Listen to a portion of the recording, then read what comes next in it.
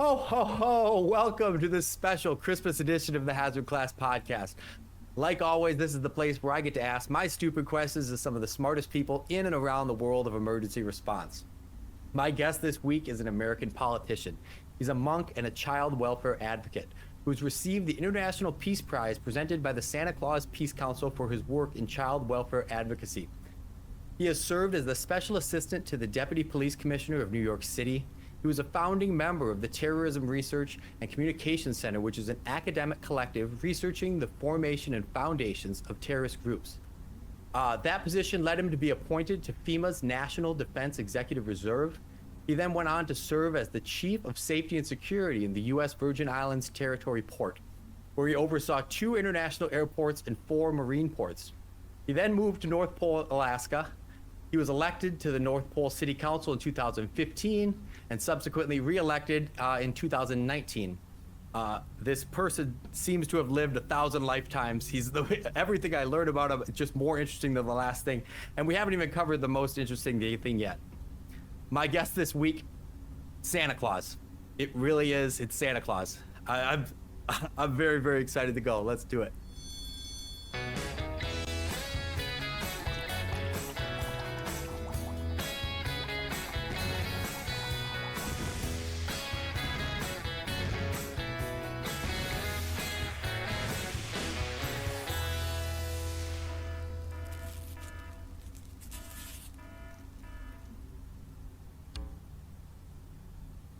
Welcome to the podcast, Santa. This is amazing. Hi, Jake. It's wonderful to see you. Thanks for having me on Hazard Class. Oh, I can't express to you how excited I am that we were able to make this happen. And Merry Christmas. I know it doesn't feel like Christmas today because we're not quite at Christmas while we're recording, but it's a Merry Christmas when this episode comes out, so Merry Christmas to you. And so the way that this show usually kicks off is that we spin our wheel of stupid questions. We start the show off with the idea that asking questions is good, and if you point them at the right people, you can have some really good results. So we're going to start off with that. How's that sound? Sounds great. Thanks, Jake. Spin that wheel of stupid questions.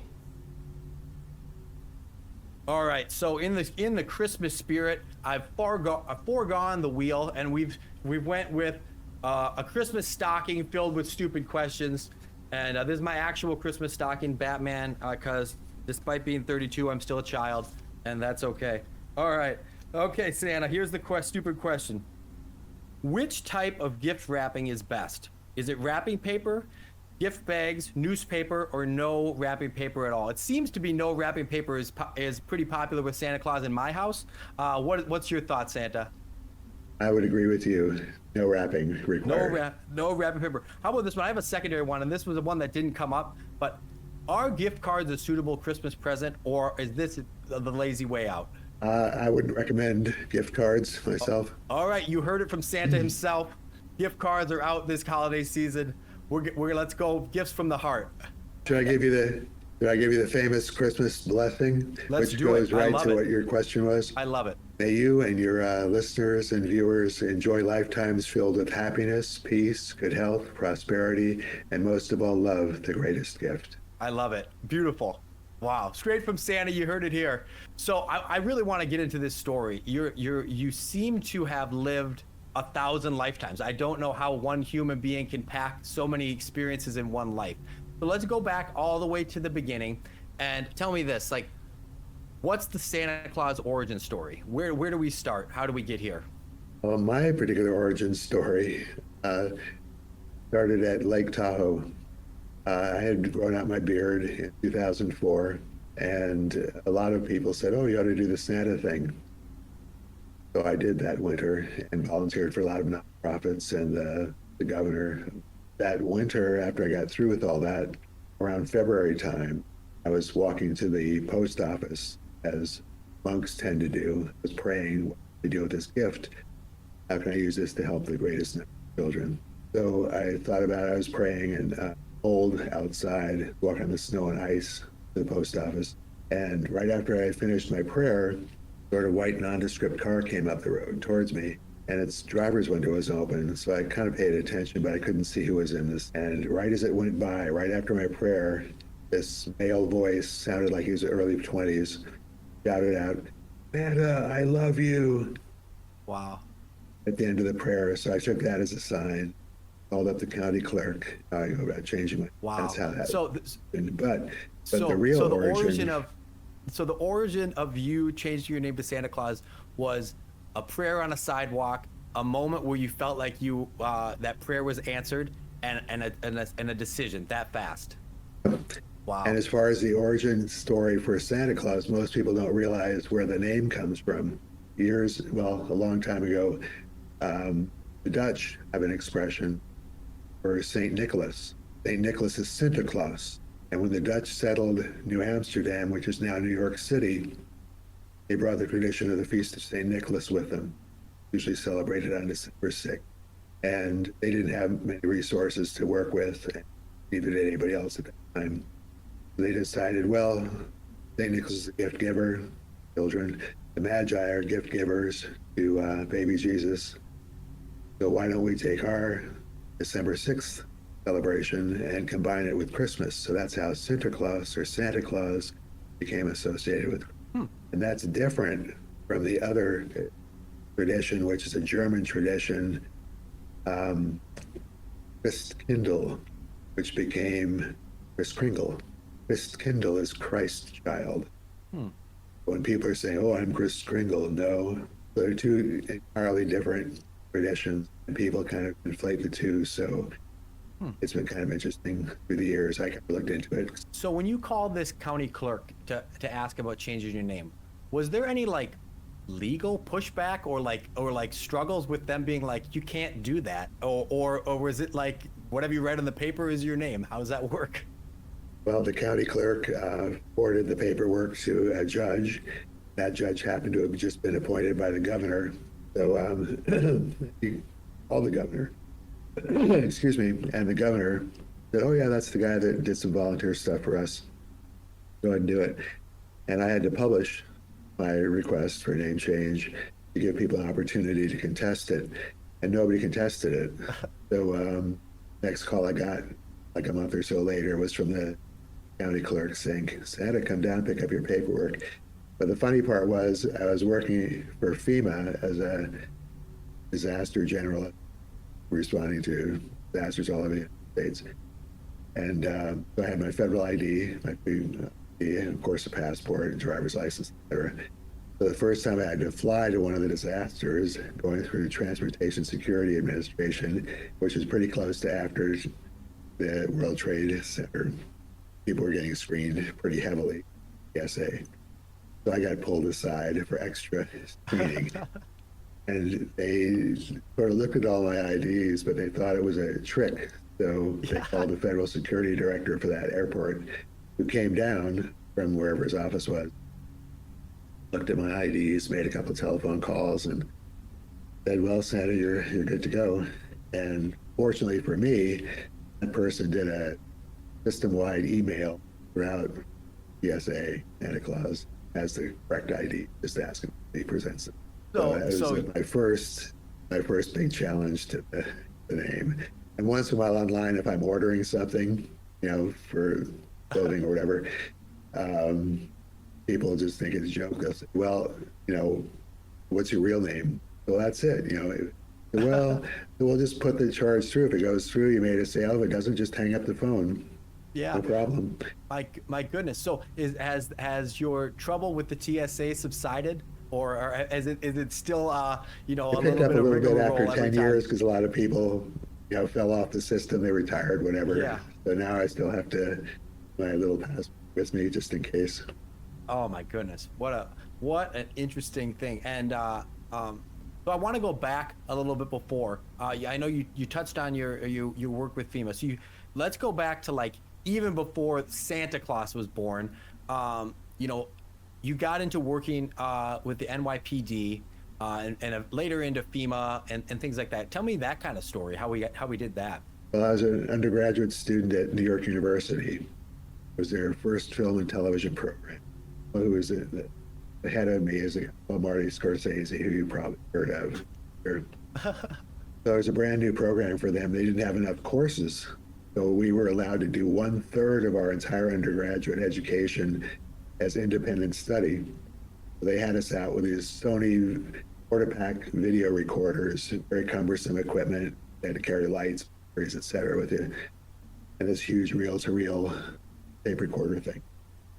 So it was one of my independent study things.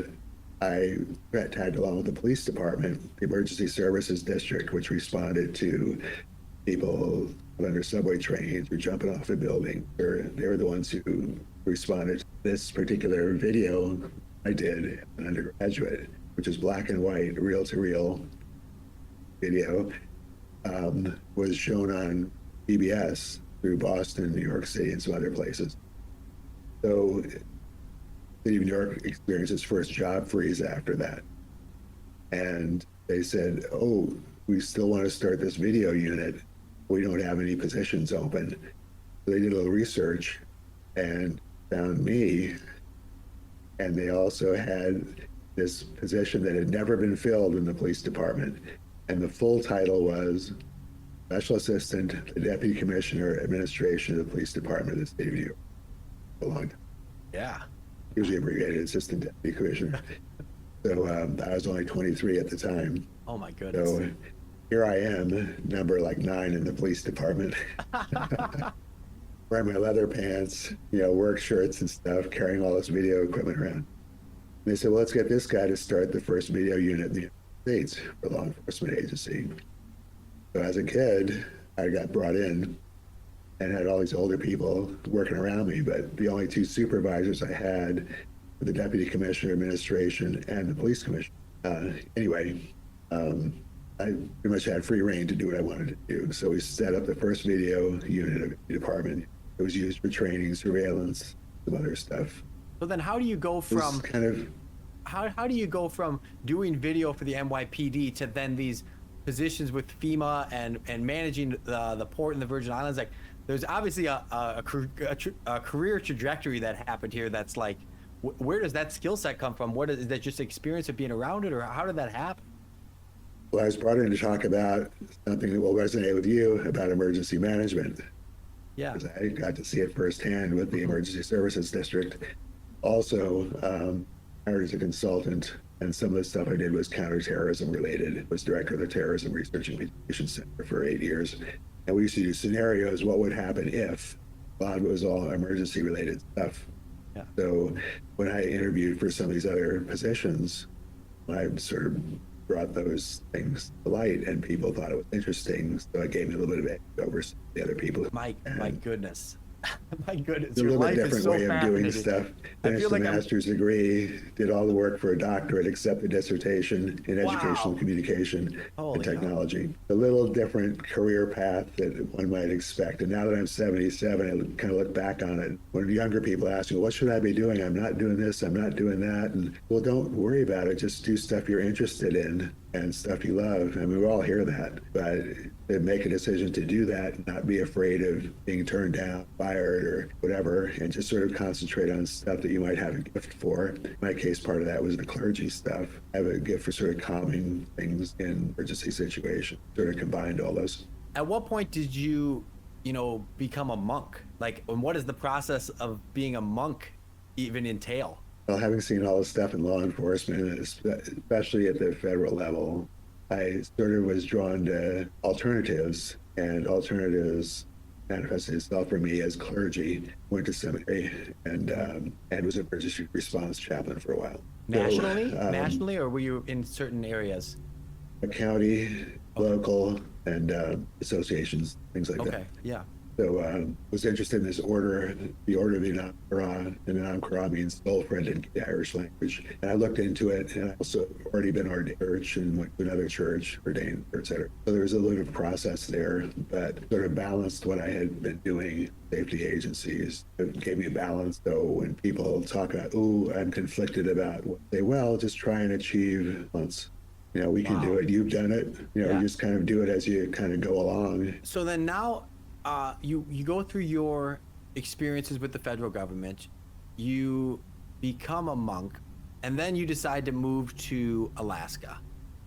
So what goes into that decision? Is it like we want to match the name to the town, or what is that? Well, I've been living at Lake Tahoe, is where I changed my name. Yeah. And I've been doing some child advocacy. I figured, well, do the child advocacy anyway.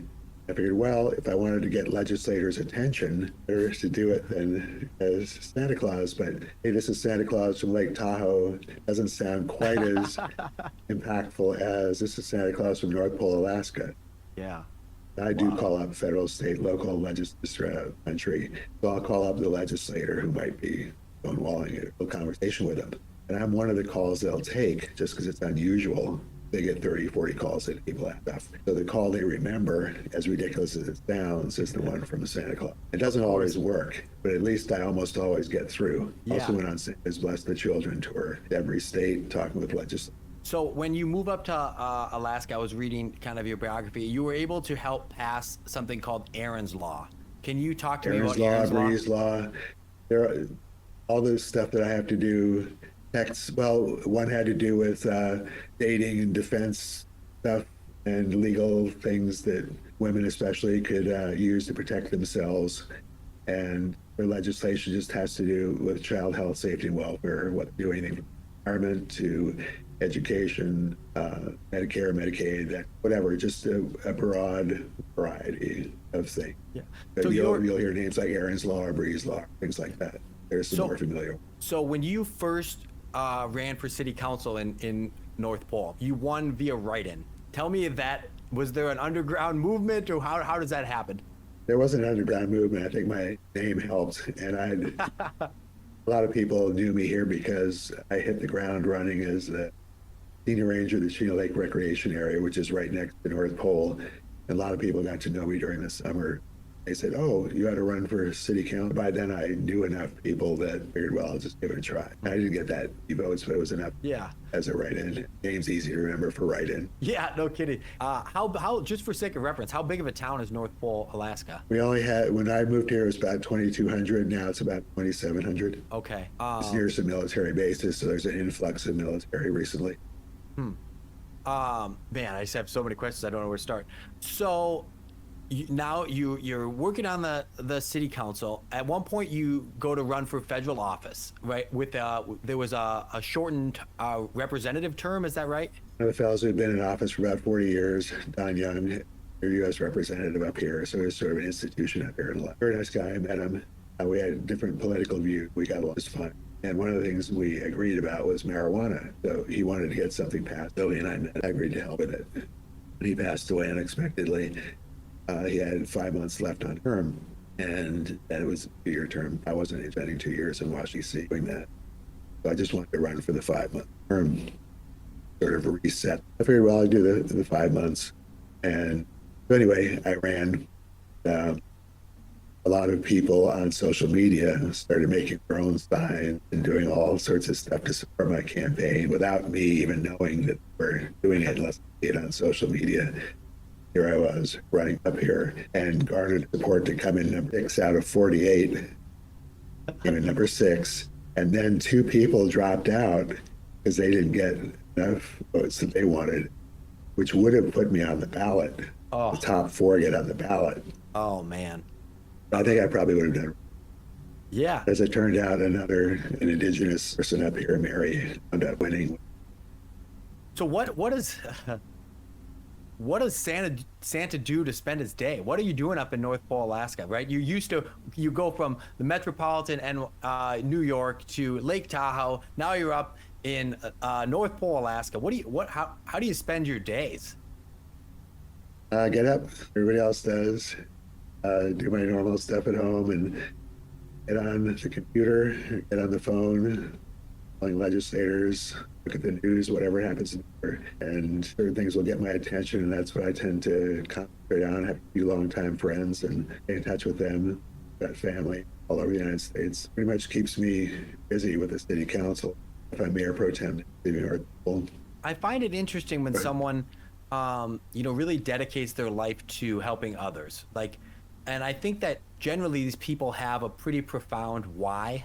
So that's my question for you, Santa. What's the why? Why dedicate your entire life to helping other people?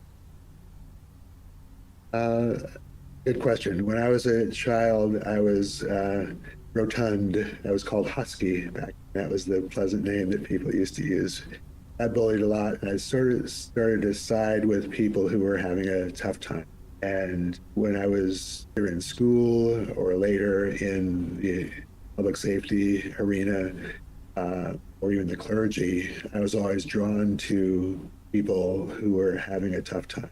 That's sort of where I concentrated my energy so that they wouldn't feel bullied, for instance, like I used to feel when. So anyway, I empathize with a lot of people who have challenges. I try and bring that into the whole political thing. Don't forget about all of us, because I'm one of the poor people. And I try and stand up for a whole bunch of different people. So that's how the clergy thing happened. That's how my interest in certain positions. And when I used to be in public safety, I would try and make sure that if I had to enforce something, that I was doing it fairly and give people a chance to talk or listen to their input. Say, hey, I'm willing to help you if you're willing to try this. That's a healthier way. You see people at their worst usually, who are distressed. And the people I think who do well in that field are the ones who can empathize with the people who are either victims or however you want to characterize it. Yeah. So this is, and I'm not going to put you on the spot. You don't have to name them right now, but this is what we want to do on behalf of you coming and spending your time. So what we want to do is for you to pick a charity, and we want to make a donation to that charity on behalf of the podcast. After the show, you'll give me a link. We'll put it in the description of the show. And any listeners who donate to this charity, they send me an email or DM me a receipt or a screenshot of that donation. And me and my wife are going to match that donation up to whatever it goes to. And That's wonderful. Sierra Club Alaska is well deserving. Okay, and so that's what it'll be. We'll put the link in the description here, and we would be blessed to be a blessing and pass that on. Thank you. And I just want to thank you for the time coming on to talk to me. Your life is fascinating. I'm humbled by the work that you do. I'm inspired by it, and I'm just very appreciative. So thank you so much for what you're doing. Thank you, Jake, and thanks, Allison, as well. I appreciate what you do, and my heart goes out to you and to you all. Lots of love. I appreciate it. Thank you very much, and Merry Christmas to everyone listening at home, and to all a good night. There we go.